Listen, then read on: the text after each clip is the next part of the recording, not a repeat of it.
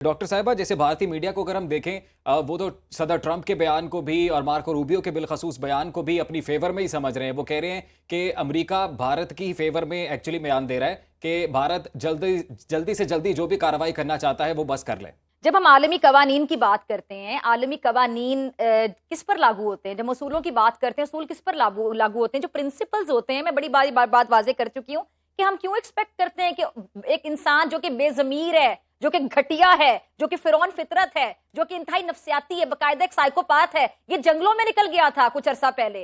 ये जरा आप गूगल करें, तमाम चीजें आपको नजर आएंगी। ये शख्स ज़हनी तौर पर तवाजुन अपना खो बैठा है, ये मेंटली स्टेबल नहीं है। He needs a psychiatrist. हमारी किस्मत खराब है कि भाई हमारे साथ पड़ोसी है, तो हम क्या करें? हम अपने पड़ोसी की तब्दील नहीं कर सकते, लेकिन हाँ, हम अपनी स्मार्टनेस के साथ अपनी स्ट्रैटेजी बना सकते हैं कि हमने इस तरह के पागल, नफ्सियाती, जुनूनी किस्म के पड़ोसी को, जो कि हमारे पड़ोस मुल्क का प्रधानमंत्री बन चुका है, जिसके सीवी में क्या लिखा हुआ है कि मुसलमानों के खून से इसके हाथ रंगे हुए हैं। अभी हम ये गुजरात के ये मामला बात डिस्कस करें तो 2002 में जो गुजरात में हुआ था, गुजरात का कसाई है, इसका सीवी था, इसके बहुत बड़ा एक कारनामा है। कश्मीर में जो कर रहा है, 9 लाख के करीब वहां पे सेना जो है, मिलियन के करीब, सोचे जरा कि एक जगह पर सेना 9 लाख के करीब फौजी वहां पे तैनात हैं। फिर पहलगाम का जो फॉल्स फ्लैग ऑपरेशन होता है, तो उसके मुंह पर तमाचा है ना कि भाई 9 लाख फौजी जो थे, चले 1 मिनट के लिए तुम कहते हो कि मैंने इल्जाम लगाया, चलो तुम अपने इल्जाम को भी अगर साबित करना चलो तुम नहीं कर सके, तुम्हारी फौज वहां पे क्या करी थी? क्या वो तुम लोगों का इंटेलिजेंस फेलियर नहीं था? बहुत से सवाल उठते हैं। वो फौज वहां पे क्या कर रही होती है? छोटी से छोटी बच्ची जो कि 5 से 6 साल की है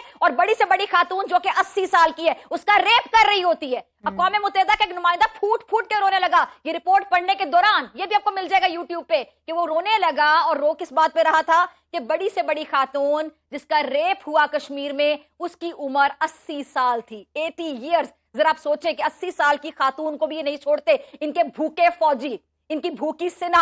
और उसने बताया उस रिपोर्ट को पढ़ते हुए कि इंडियन आर्मी रेप करती है। अब जहां की जो फौज है जो रेप में मसरूफ होगी, वहां पे ट्रेनों में रेप हो रहे होते हैं लड़कियों के, वहां पे औरत महफूज नहीं है। वहां पे ऑपरेशन सिंदूर, किसी पागल को पागल बनाए आप।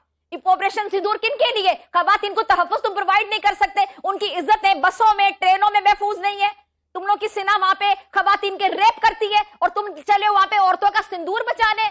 तुम्हारे अंदर के जो पढ़े लिखे लोग हैं ना, समझते हैं कि कोई तुम लोग को औरत की इस्मत की, औरत की इज्जत की, औरत के वकार की परवाह नहीं है। वरना वहां पे जो रेप के इश्यूज है, जरा गूगल करके देख लें कि सबसे ज्यादा दुनिया भर में रेप कहां पर होता है? भारत में, इंडिया में। सबसे ज्यादा रेप कहां पर होता है? इंडिया में। ये बचाएंगे वहां की खवातीन का सिंदूर? ये खेलते हैं माइंड गेम्स, ये लोगों की नफ्सियात के साथ खेलते हैं। ये जंगी जुनून रखने वाला जो शख्स है, ये जाहिल किस्म का जो शख्स है, इससे हम क्यों एक्सपेक्ट करते हैं? ये तो किसी भी लेवल तक जा सकेगा ना। हम क्यों समझते हैं, हम इसको अपने साथ कंपेयर क्यों करते हैं? इस बेजमीर घटिया शख्स का बाअसूल लोगों के साथ, प्रिंसिपल्स के साथ कोई लेना देना नहीं है, कोई ताल्लुक नहीं है। मैं अक्सर ये कहती हूँ कि जब हम इंसानियत की बात करते हैं कि जंगों के भी उसूल होते हैं, खवातीन को गोली नहीं मारी जाती।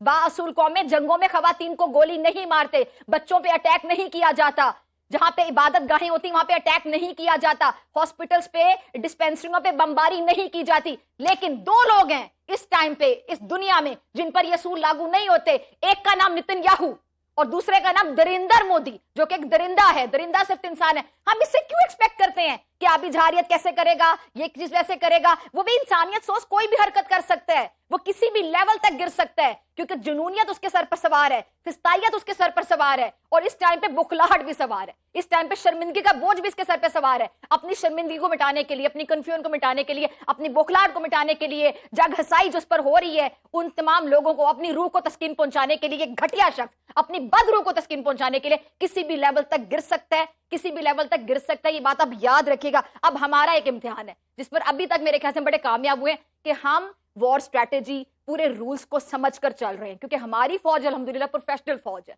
हम बड़े तरीके से इन तमाम चीजों को लेकर चल रहे हैं। अब इसमें आपने कल भी देखा होगा कि जब नेशनल सिक्योरिटी कमेटी का जब इजलास हुआ था, उसका एलामिया सामने आया था, फिर हमने अपने बड़े बड़े तमाम सियासतदानों को गुफ्तगू करते हुए सुना, तमाम दुनिया भी देख रही थी, हमारे टीवी चैनल से बराह रास्त जा रहा था, तो हमने क्या कहा कि हम इनको इससे भी ज्यादा नुकसान पहुंचा सकते थे, लेकिन हमने उतना नुकसान नहीं पहुंचाया। इससे ज्यादा हम मैच्योरिटी का या बुर्दबारी का, समझदारी का प्रैक्टिकली सबूत कैसे दें? हम जबानी जमा खर्च तो नहीं करते, ہم تو پریکٹیکلی بتاتے ہیں. ابھی میں ایم عالم کی ایگزامپل دے رہی تھی تو ایم عالم نے 1 منٹ میں ایم عالم صاحب نے 1 منٹ میں ان کے 5 طیارے مار گرائے تھے. یہ کر سکتے ہیں آج تک؟ مجھے بتا دیں. پھر انہوں نے اپنا مونچھوں والا بندر بھیجا تھا, وہ بندر آ کے یہاں پہ MiG 21 سمیت خود گر گیا تھا, اچھی خاصی مار کٹائی کھا کے پھر چائے پی کے یہاں سے چلا گیا تھا. اور ان کا آپ دیکھیں ذرا کہ لیول کیا ہے ان کا, IQ لیول کے. انہوں نے اس کو میڈل پہنا دیا کہ بھائی اچھا گر کر آئے تھے, مار کھا کے آئے تھے اور وہاں کی چائے پی کر آئے تھے, تو آج بھی تم تمہارے ہیرو ہو, ہم تمہیں میڈل پہنائیں گے. یہ تو ان کا لیول ہے وہاں پہ. یہ اپنے ان بندروں کو, مونچھوں والوں کو جو بٹھاتے ہیں رافیل میں, رافیل بھی گر جاتے ہیں. وہ سر پکڑ کے بیٹھے ہوئے کہ اتنی بڑی کمپنی, اتنے اچھے طیارے, اتنے مہنگے طیارے. ذرا سوچیں کہ $300 ملین کا اگر ایک طیارہ ہوگا اور یہ طیارہ اگر وہ طیارہ بھی گر جائے گا تو اب دیکھیں ابھی ڈرون پر آ گئے. ابھی ہمارے ساتھ ایک مہمان موجود تھی, بتا رہی تھی کہ ابھی ڈرون پر آ گئے. کہاں یہ رافیل رافیل رافیل رافیل سے شروع ہوئے تھے اور اب یہ دیکھ لیں کہ ابھی ڈرون پر آ گئے. اب تو غلطی سے بھی رافیل نہیں بھیجنے لگے ہمارے پاس ہی. اچھا ڈاکٹر فضا, اور دوسرا یہ بھی آپ نے اچھا ایک اور پوائنٹ ذرا میں ایڈ کرنا چاہوں گی, میں ذرا ایک اور پوائنٹ ایڈ کرنا چاہوں گی. جی جی آپ پلیز بات کیجئے گا. جی جی. اس کے پاگل پن کا علاج کروانے کے لیے شاید اب بھارتی حکومت کے پاس پیسے نہیں بچے ہوں گے, کیونکہ انہوں نے تو اسلحہ خرید لیا سارے پیسوں کا. تو پھر پاکستان سے اچھے اچھے ڈاکٹرز بھیجتے ہیں جو ان کا علاج کریں.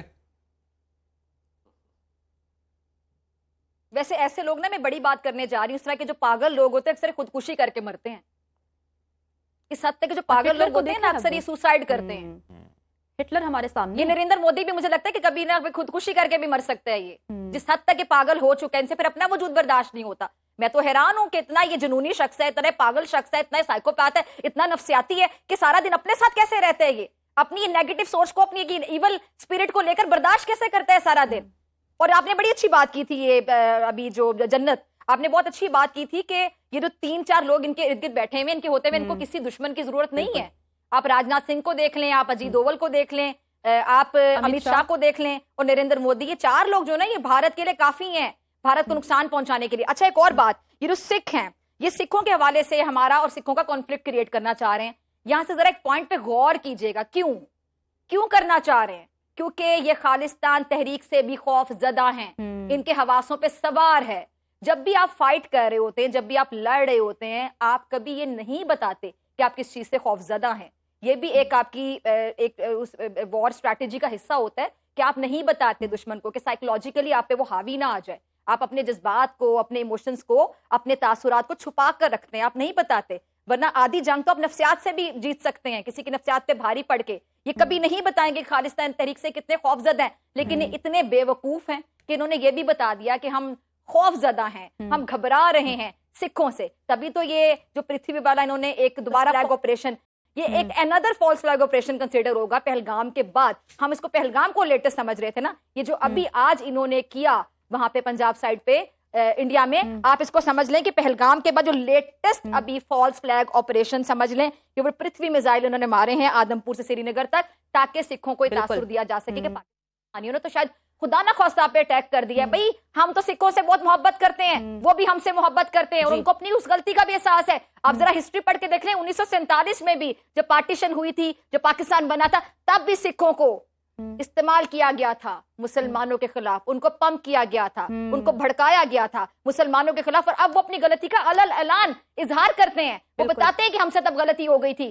لیکن اب سکھ ان کی باتوں میں نہیں آنے والے. مودی آپ دیکھ لیں کہ خالصتان تحریک کے لیے جتنے بڑے بڑے رہنما کام کر رہے ہیں, پریشان بھی ہونا چاہیے, کیونکہ ہم جانتے ہیں کہ پوری دنیا میں سکھ کافی متحرک ہیں. جو خالصتان موومنٹ ہے وہ کافی پاپولر ہے, ریفرینڈم ہو رہے ہیں, آسٹریلیا ہو, UK ہو, US ہو, کینیڈا ہو, وہاں پر سکھ کافی متحرک ہیں اور ایک آزاد ریاست چاہتے ہیں.